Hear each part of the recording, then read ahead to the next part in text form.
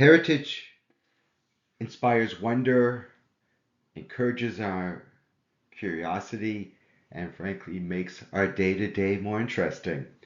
I'm Uzi Baram, and I'm here to talk about heritage in a particular place on the west coast of Florida, Sarasota, and Manatee. But as I do so, I think there's larger lessons about enjoying heritage and having it contribute to a sense of place and a sense of belonging.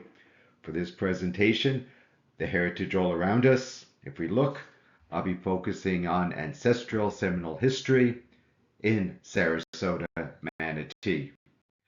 I find heritage really engaging in this region where I've lived for more than a quarter century because there's been such a large influx of people over the decades. And there's a lot of myths, stories, urban legends, and there's also a tremendous amount of history, but history that very few people have access to or really have reasons to think about. And the place between those myths and that history is heritage. Years ago, I was interviewed by the local newspaper about a local legend that Sarasota is safe from hurricanes, and there's all these stories about the ancient Native American mounds as providing this protection. Well, at that point, I'd done enough archaeology in the region, enough work in history to realize that wasn't true, that there was a devastating hurricane that hit Sarasota in 1921. There are other hurricanes that came through, and in fact, even during my time, there was hurricanes that impacted us greatly. And of course, in 2024, when I'm recording this, we're a month away from when Hurricane Milton made a direct hit on Sarasota Key. And so, but that urban legend has continued to interest me, and I continue to get interviewed on that very question. So I keep on thinking about what is that connection that people put on to those ancient mounds. I'm also aware that there's this rich and robust heritage for the indigenous people of the region, the Seminole Miccosukee peoples, but very few in the region know it. It's not a very visible presence, and there's countervailing forces. In the early 20th century, a realtor came up with a poem that told a story for the name. Sarasota's origins as a name isn't known, so he created a Sarah de Soto and created this wonderful romance with a Seminole leader, and it's all just wonderful fantasies, but there were pageants and the memories of that representation of that false past still haunts us.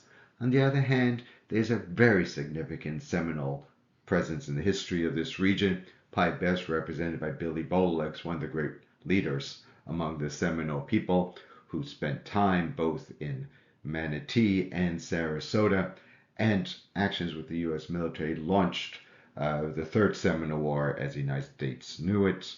And Billy Bowlegs is quite well known in the record and deserves to be better known in terms of people's sense of this place. And so my goal for this presentation is simple, an appreciation of the heritage that's all around us.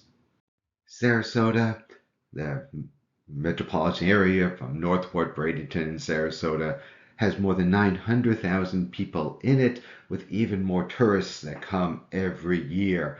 It's a growing place with tremendous amounts of development, with theme parks and entertainment, and of course beaches and other places do. And it's a place that's welcoming, but doesn't really have the structure for letting people know about what does remain from the past, particularly the deep past.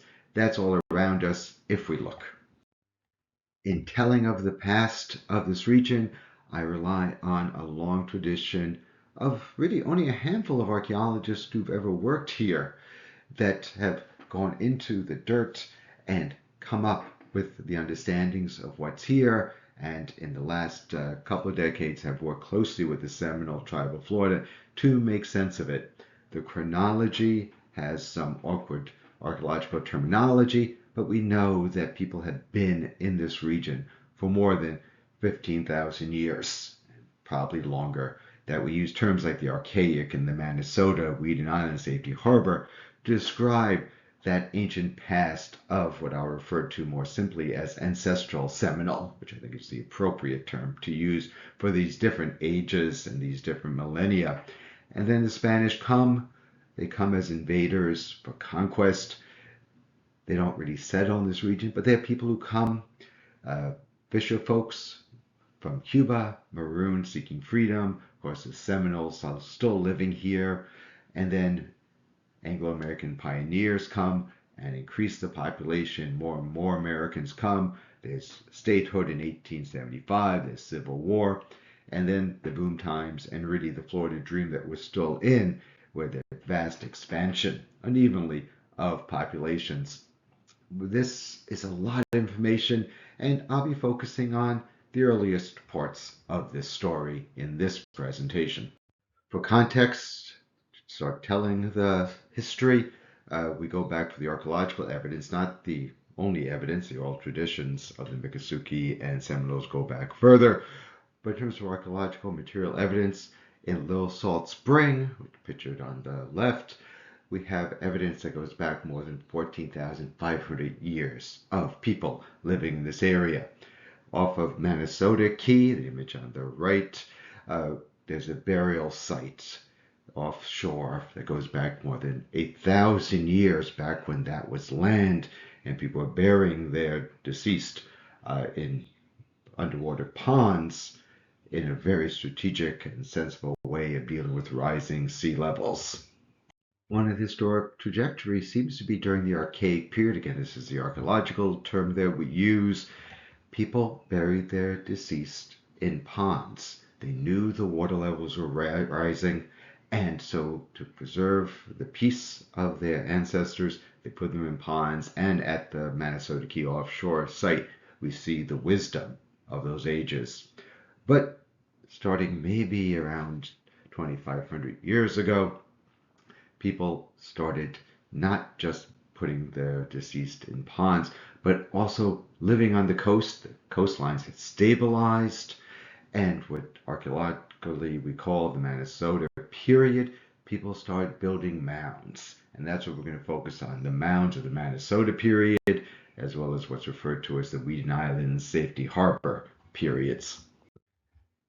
And as we think about these mounds, I'm asking you all to imagine them in the same light we think about other ancient monuments. If we think about those mounds, which today look like just small hills, if we think about them in the same light, we think of the pyramids, or Stonehenge, or the Parthenon, or the Great Zimbabwe, or even Çatalhöyük, right? That there's only the remains, some architectural remains, but we know there was so much more, and that we need to put on what's referred to as the archaeological imagination to imagine these places with people actively part of people's lives, and hopefully understanding the meaning they had for them, which makes it more meaningful for us.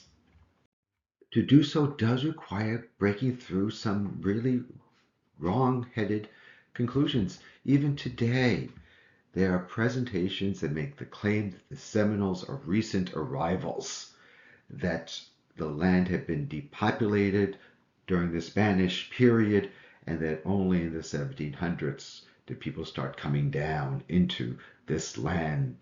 Well, the Seminoles themselves referred to their ancestors, and as the page from the Seminole tribe of Florida's history puts forward, that their ancestors have always been here in Florida. They've always been here in Sarasota, Manatee, and the archaeological evidence agrees with that assumption, with that understanding. The previous and still active view that somehow they're recent really overly simplifies a very complex history. So as we work through this, you're going to hear me refer to the ancestral Seminole, the correct, scientifically correct term for this ancient period and its peoples.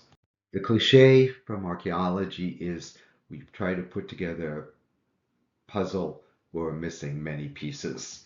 And we're missing many pieces both because time erases some evidence, purposeful destruction as another factor. We have good hints. The interest in the mounds by Americans was always high.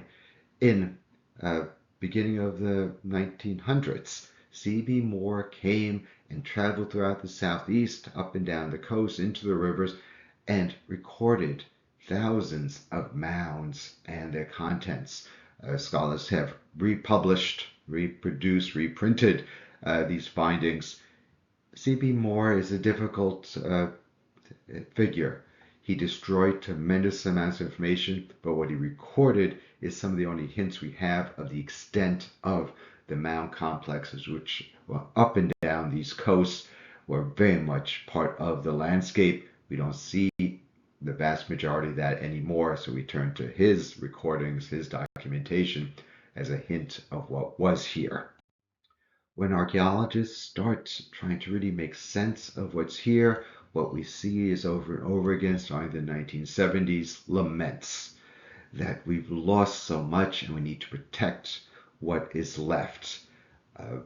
George Laurer laid out many of the places which were destroyed. And so as I show you some of the mounds that are still extant, keep in mind this is only a subset of what was here. This isn't the entirety of the Native American imprint. It's the imprint that survived the 20th century. Although there's still active fights for the places that are preserved. I'll mention later in this program, Indian Mound Park and its mounds.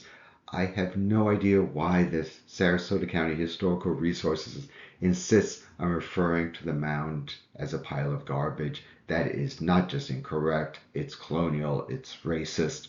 We need to fight against this because there's no reason for anyone to care about a pile of garbage. What you should care about is markers of history, which is what the mounds are. It's not just those kind of misrepresentation. There's also a muffling of history. At the bayfront, not surprisingly, the ancient people built a tremendous complex of mounds to take advantage of what was there. Those mounds were run through, and it's almost a mockery to call the street where there was a large Mound Street. And it's a real shame that instead of trying to remember what was there, as happens in so many places around the world where the material, the architecture, the material past is gone, still it's remembered. Here it isn't at all. And part of my goal in doing this presentation is to encourage you to think about it and put some public pressure on these institutions that are either misrepresenting or muffling the history. We'll start our tour going north to south, just south of Tampa Bay at the Madeira Mound.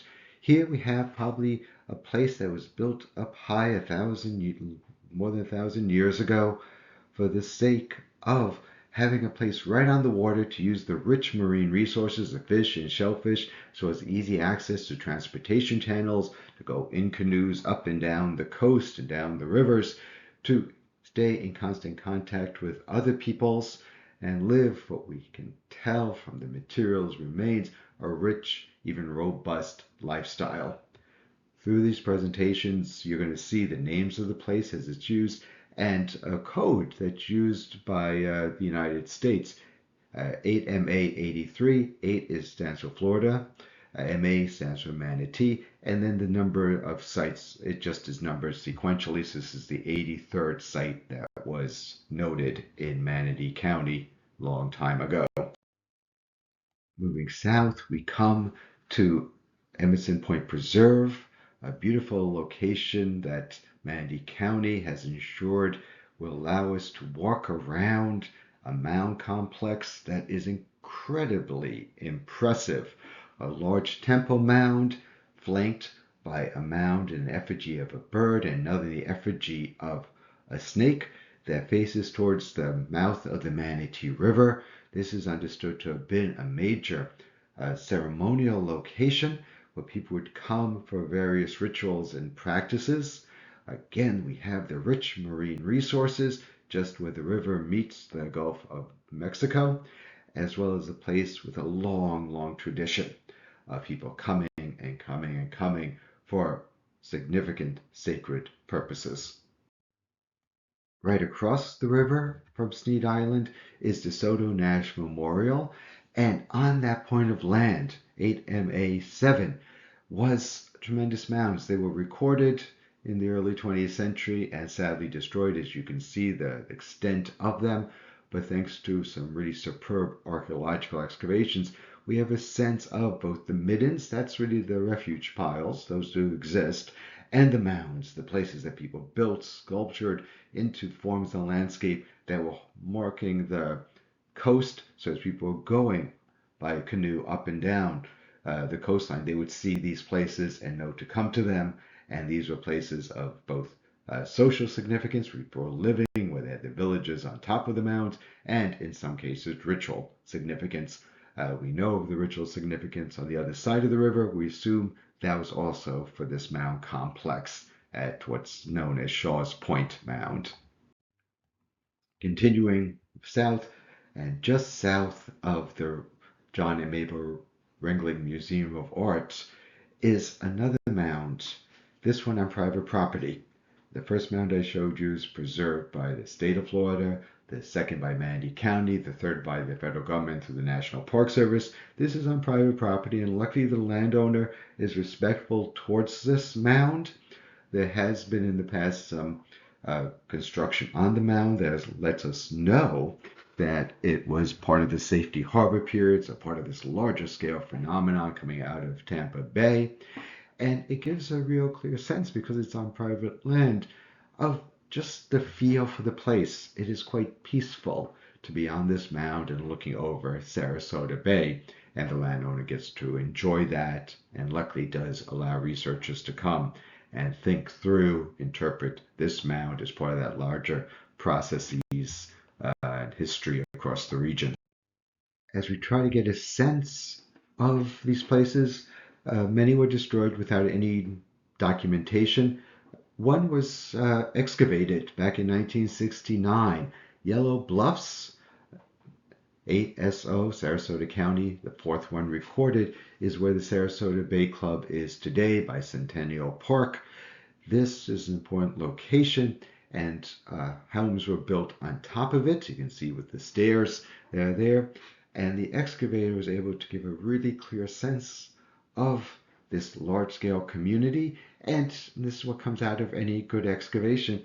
Really interesting little detail that there was a scatter of coach whip snake vertebrae with the human burials, with the ancestral Seminole burials. I can't tell you about that, but it's one of those small hints that there's a lot going on in this region in terms of the interactions of the people and the fauna and the flora of the region.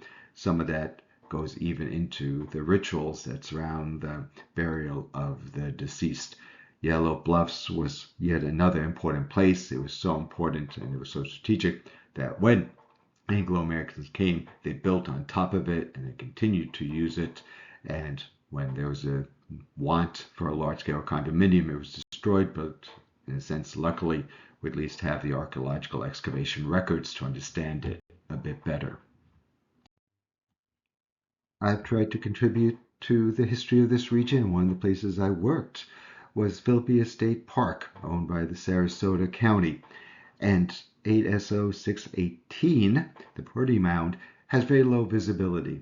So we tried to make sense of this place that's named after Philippi, who is a Cuban fisherman, that is centered by the Edison Keith estate, but has this low-level mound. You have to really notice it to see it. But thanks to previous excavations and the work that we were able to do, we put up signage. And you're going to hear me advocate for this. To be able to understand better what's there, I think signage is the right answer. For the mounds, for the Minnesota period and Safety Harbor, we're going to go all the way south to Englewood. You can see the name of this one, 8SO1, right? The first one noted.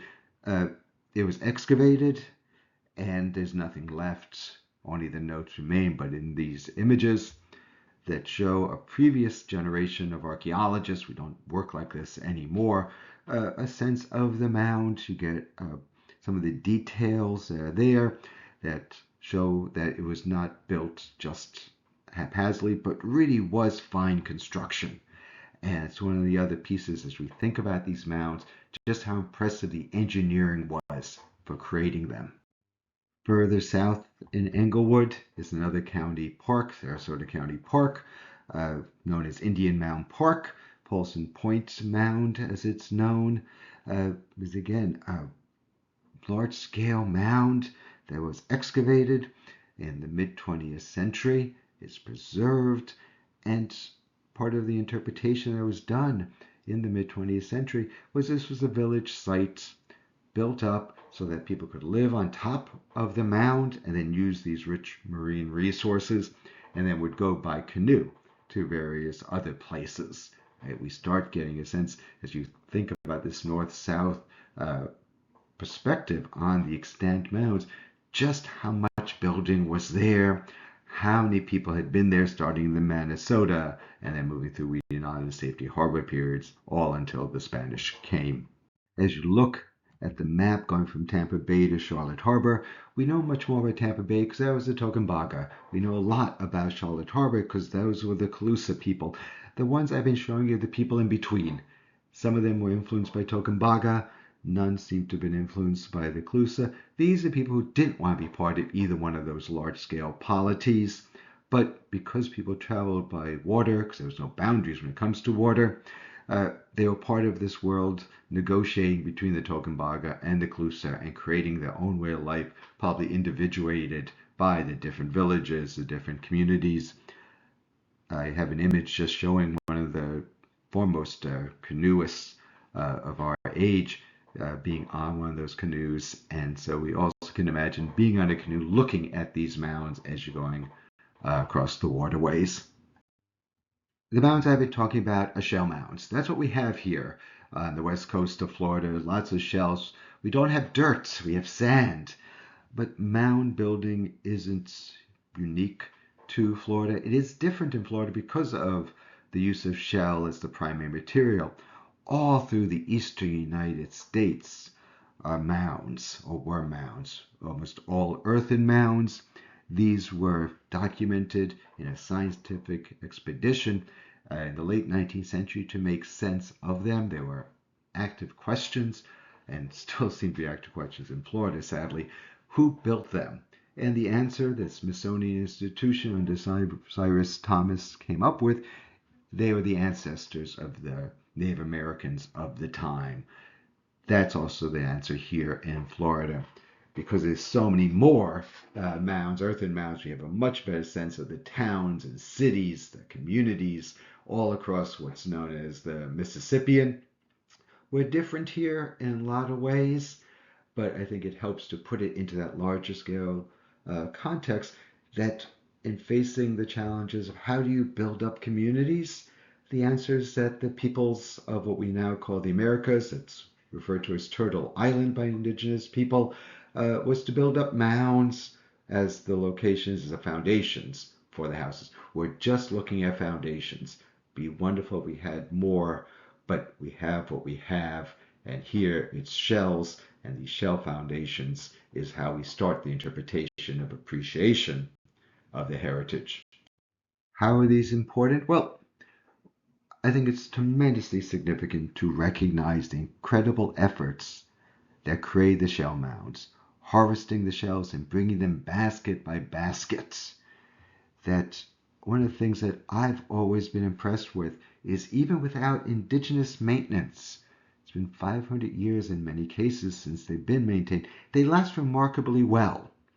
These are places that provide protection for the people living on them from storm surge on the coast, and because shell doesn't burn readily, as lightning hits and there's wildfires, there also are fire breaks.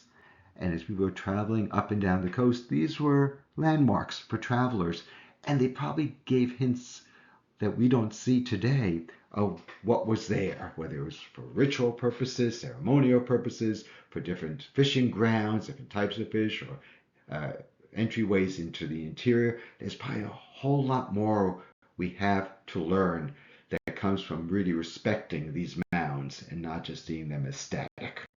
As I'm moving through these remains of the indigenous landscapes, I hope you can appreciate that they are impressive engineering feats, that we should visit them with respect, should read the signage. I just said I love signage, and hopefully the signage is meaningful, not the misrepresentation or the muffling, but scientifically informed information. I wish there was more there. I would hope people would photograph.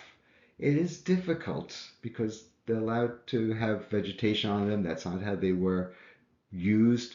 They had buildings on them, they had people, but hopefully that's there.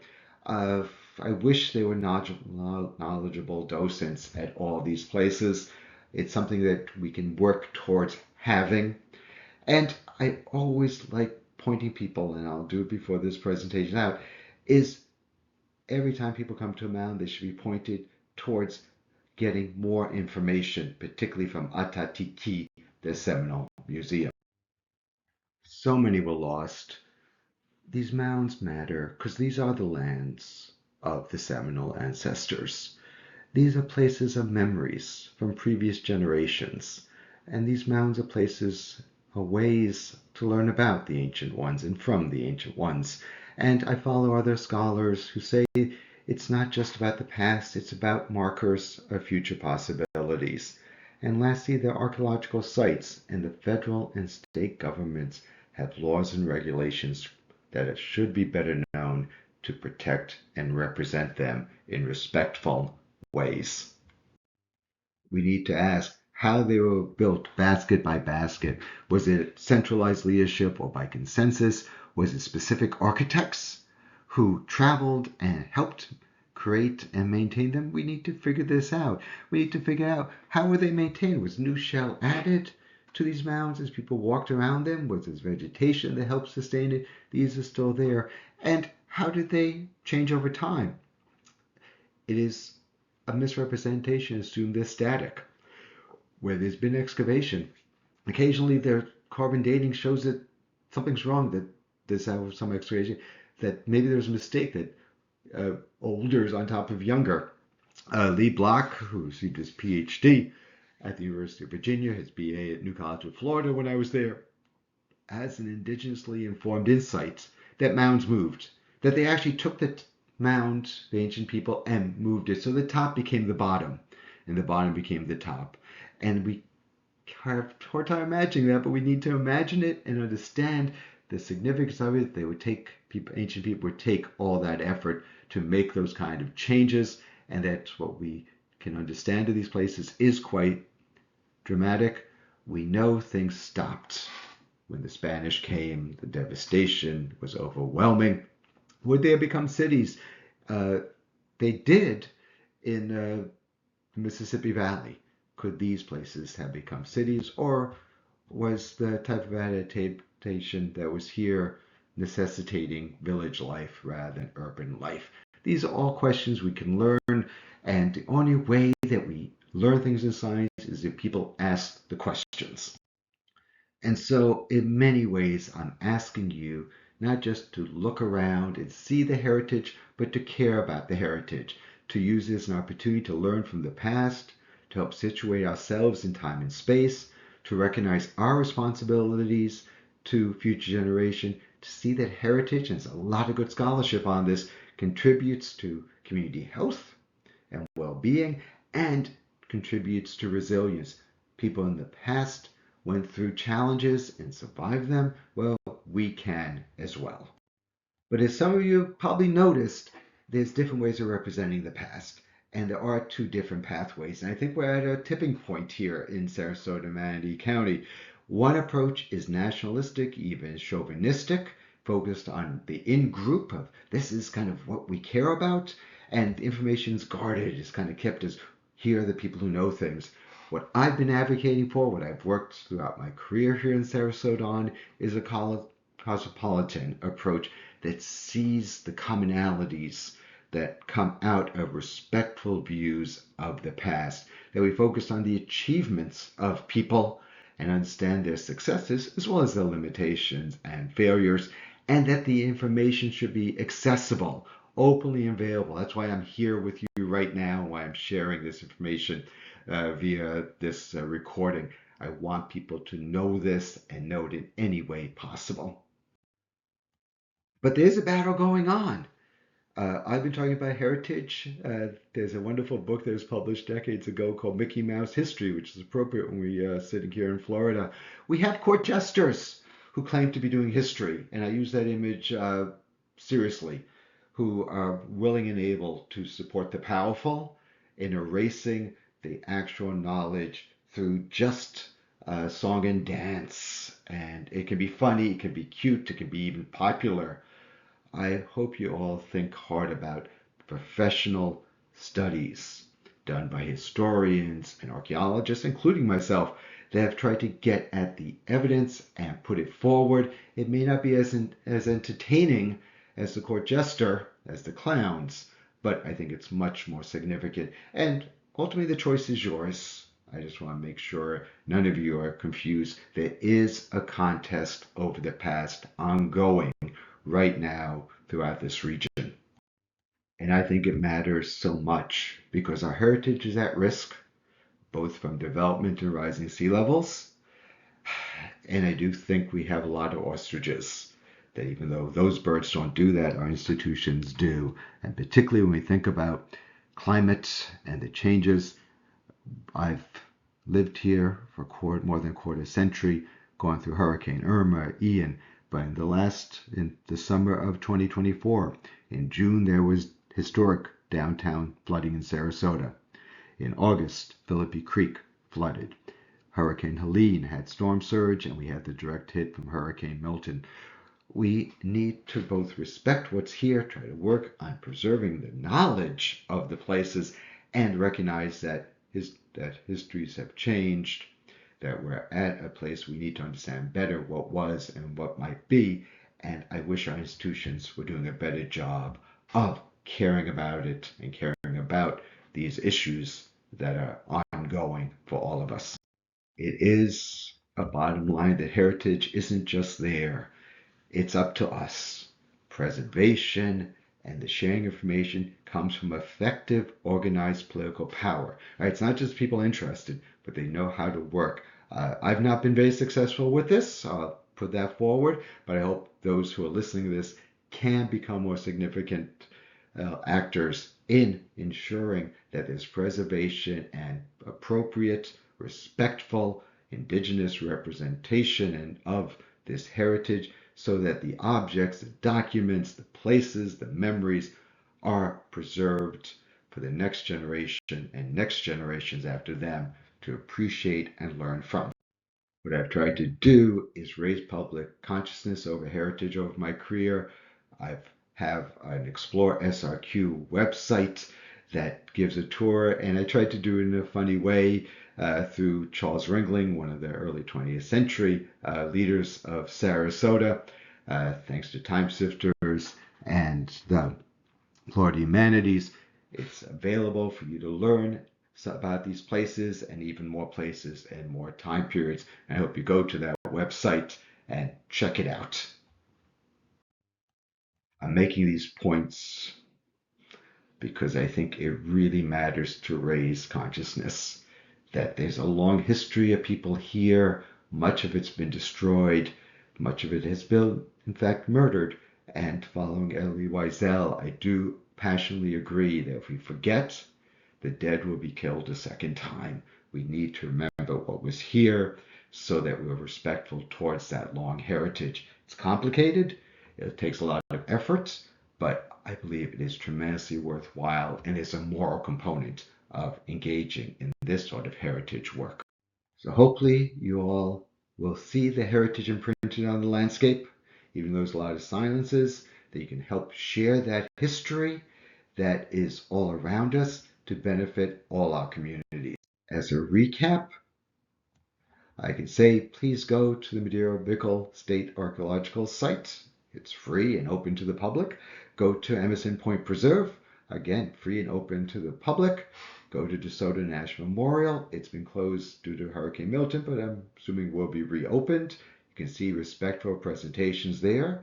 I have not mentioned Reflections of Manatee, but it's another location that has wonderfully community-based information. Sarasota Bayfront Park doesn't have any mounds, but maybe think about what might have been there. please go to Philippia State Park and see the signage that I have. I am not recommending 8SO2, otherwise known as Historic Spanish Point, because I don't agree with the misrepresentation and the muffling of history that's been ongoing there. And even though the signage at Indian Mount Park is owned by the county, you can have an influence say something. But check it out. To say it, there's other resources. The Florida Public Archaeology Network has websites from Sarasota and Manatee County. The Trail of Florida's Indian Heritage is available online to see the different places and learn about them. And Atatiki, the Seminole Museum, is a place to learn, a place to remember. It has tremendous resources online for us to appreciate the ancestral Seminole. When you go and take your friends and family, please be respectful, wonder at the engineering, try to imagine the people who built, maintained, lived, and saw the mound, and sustained the meaning of place, and recognize its heritage as an adaptation to the land and really good stewardship of all things living around the mound, as far as your mind can imagine. We have a bigger project, always active if the ancestors are watching, because they might be, maybe they are. We need to work on decolonizing our museums, we need to work on preservation and representation, and we need to think about climate change. All of these are things that need to be going on. Mound Street sign is upside down right now. We need to put things right. Thank you for listening. I've been doing this work for more than a couple of decades, and thanks to the New College Public Archaeology Lab, I've had a place to engage in this research and share it. I hope that continues onward. I also appreciate Time Sifters Archaeology Society for providing a venue for sharing these thoughts and for hosting the Explore SRQ archaeological website so you all can go and check out all these things. Thank you. I really appreciate you listening.